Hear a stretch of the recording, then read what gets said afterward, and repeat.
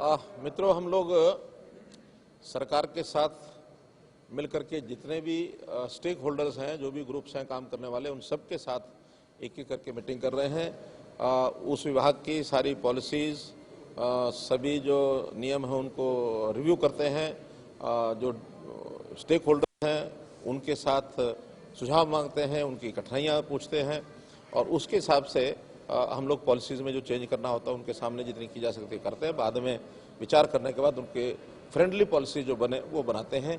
इसी क्रम में आज माइन कंट्रैक्टर्स जितने थे उनको सबको बुलाया था। लगभग 48 ऐसे कंपनीज के जो लोग आए थे यहाँ, उनके साथ बातचीत हुई बहुत खुल करके। लगभग 3 घंटे की मीटिंग चली। उन्होंने जो जो कुछ सुझाव दिए हैं उसके ऊपर जितने हाथों हाथ फैसले हो सकते थे उस हाथों हाथ कर दिए।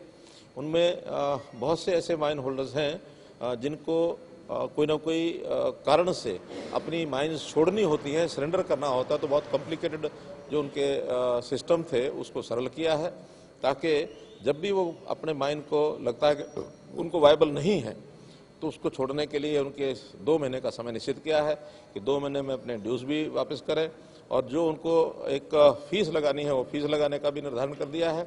और उसके 2 महीने के बाद तुरंत अगले महीने में ही उस माइन को दोबारा से ऑक्शन करने के प्रावधान किए हैं। उनके जो रेंट्स की कुछ समस्याएं थी, जो किसानों के साथ ज़मीनें लगती थी, उसका भी सरलीकरण कर दिया है। अगर डिपार्टमेंट को सरेंडर यानी डिपार्टमेंट को अगर उसकी टर्मिनेट करनी है माइन, उसके भी तरीके सरल बना करके उनको बता दिया गया है।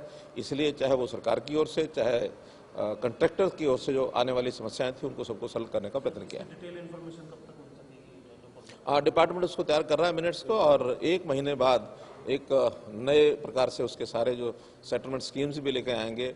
जो पिछले इनके झगड़े हैं वो भी समाप्त होंगे। तो 1 महीने बाद इसको बुलाएंगे और जो नई पॉलिसी दोबारा से बन के लागू होगी वो 1 अप्रैल से लागू कराएंगे। सर, एक किसान आंदोलन से जुड़ा हुआ सवाल है। राकेश टिकैत चौथी बार महापंचायत कर रहे हैं हरियाणा में। आज गुरनाम चढ़ूनी भी उनके साथ नहीं है।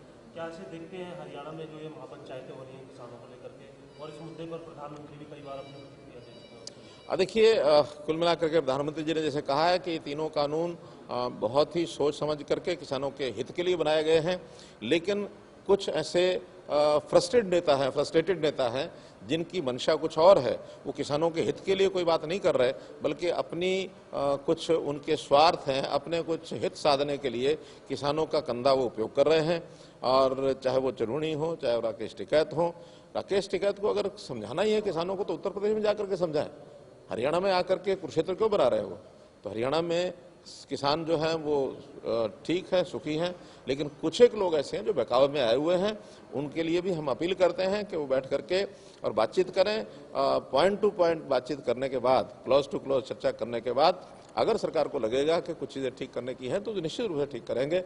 और हम तो हरियाणा में चाहे वो प्रोक्योरमेंट है उसके ऊपर भी हमने पूरी फसलें जो पिछले प्रोक्योरमेंट सीजन में प्रोक्योर की हैं, आसपास के प्रांतों ने किसी ने भी नहीं की।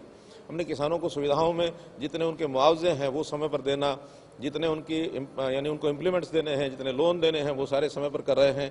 तो इसलिए किसानों को सब सुविधाएं दी जा रही हैं। कोई किसान के लिए कठिनाई हरियाणा में नहीं है। दीप सिद्धू की गिरफ्तारी होगी सर आज का करनाल से बताया जा रहा है। दिल्ली पुलिस की स्पेशल सेल ने गिरफ्तारी की है सर। देखिए, जो लाल किला की जो घटनाएं हुई हैं उन घटनाओं में दिल्ली पुलिस ने जिन लोगों के खिलाफ FIR की है, जिनके खिलाफ एक्शन लेने हैं वो उनको पकड़ रहे हैं, और जो भी बचे हुए होंगे निश्चित रूप से वो भी पकड़े जाएंगे। बजट सत्र आएगा जैसे फरवरी में, एक लास्ट सवाल है उसमें आप किसानों के लिए भी कुछ मतलब घोषणा हो सकती है, उनको कुछ राहत या बड़ी सरकार की ओर से देखिए, कदम उठाएगा? जब भी कोई बजट बनता है हर एक वर्ग के लिए जो भी आवश्यक होता है वो सब किया जाता है। किसानों के लिए हर बार कर रहे हैं, इस बार भी किसानों के लिए अच्छी बात लेकर के आएंगे।